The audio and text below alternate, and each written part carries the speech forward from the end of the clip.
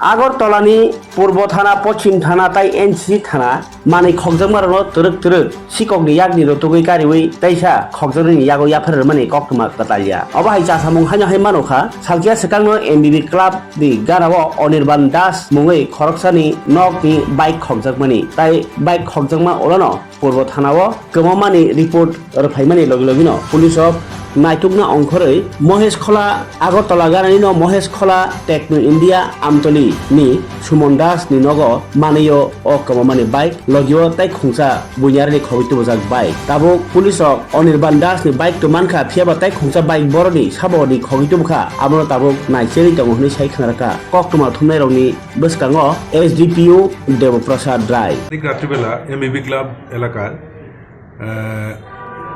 অনির্বাণ দাসের বাড়ি থেকে একটি বাইক চুরি হয়। তো বাইক চুরি হওয়ার পর সে একটি সুনির্দিষ্ট অভিযোগের ভিত্তিতে একটা কেস নেওয়া হয়, কেস নাম্বার 22।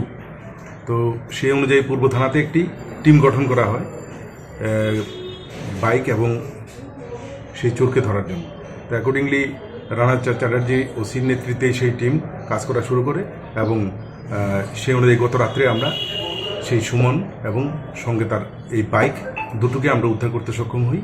বাইকটাকে সে বাইপাসের এলাকায় পাশে একটা জঙ্গলে নিয়ে লুকিয়ে রেখেছিল।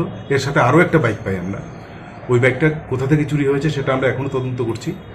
তো সুমনকে জিজ্ঞাসাবাদ করা হয়েছে, কিছু আরও করা হবে।